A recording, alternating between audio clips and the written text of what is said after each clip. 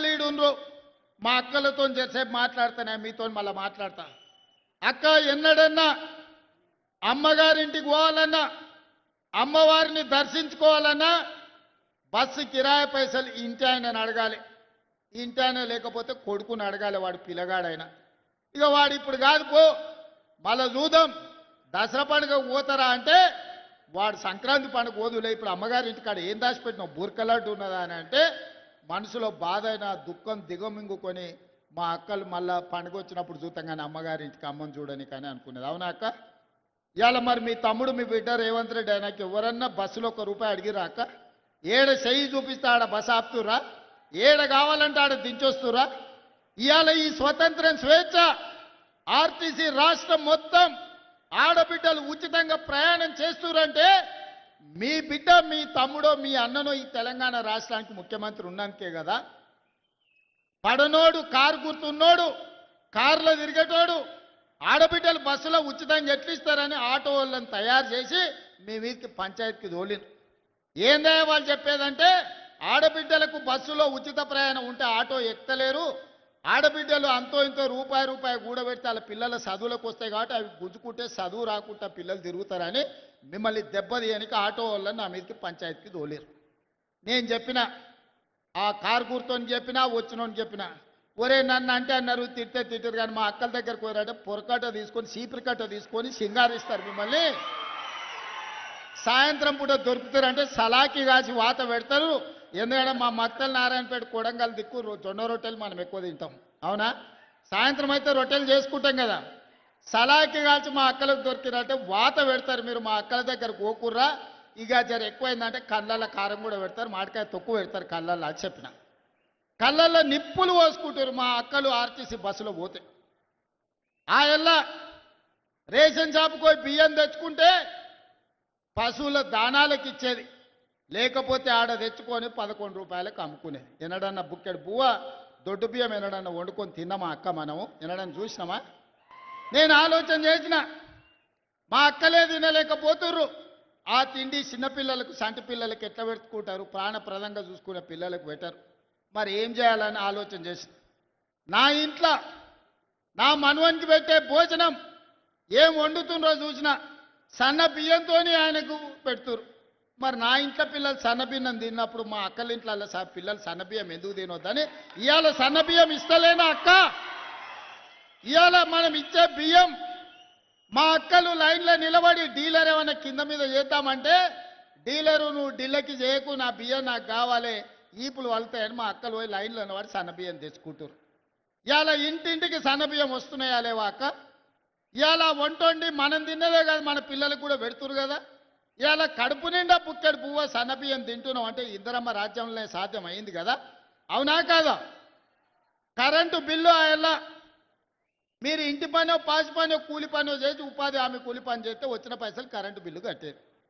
ఇవాళ ఇంటికి current bill కట్టే బాధ తప్పించిన కదా ఇవాళ సన్నబియ్యం ఇచ్చిన కదా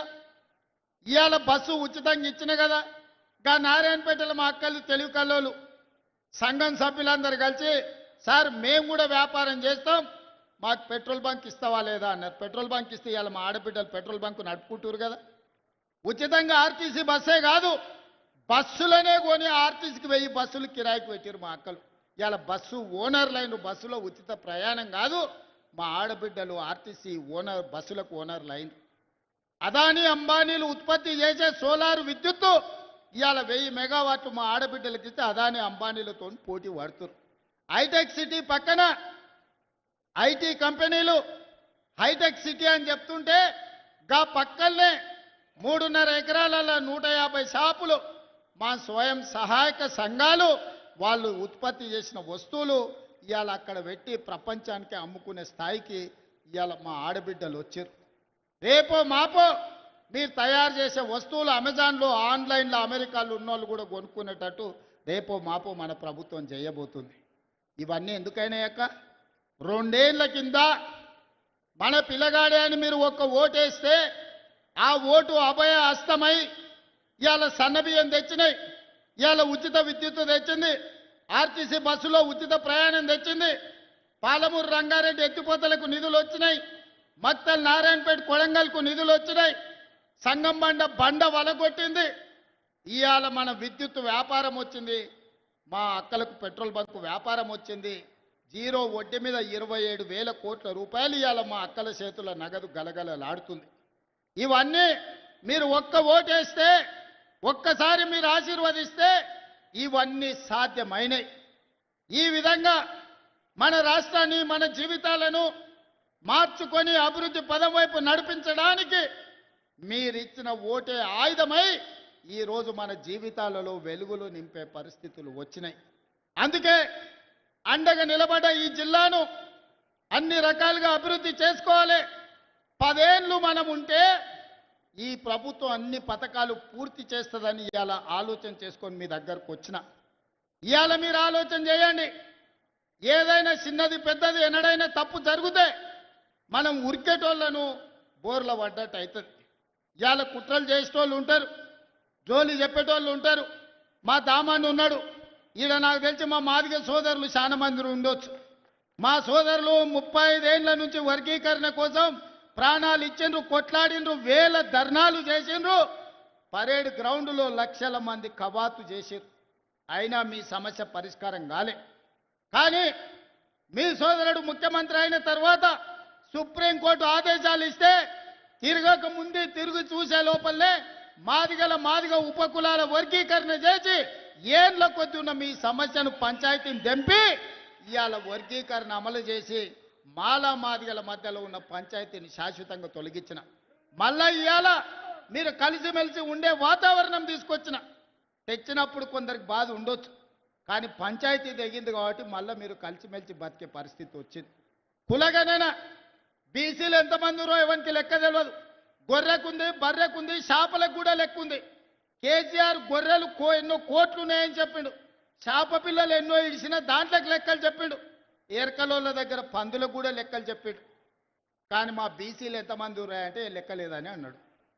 దుర్మార్గంగా ఈ విధంగా 100 ఏళ్ల నుంచి మా బీసీల లెక్కలు తేలేకపోతే, బీసీలే కాదు 100 ఏళ్ల నుంచి లెక్క పెట్టకపోతే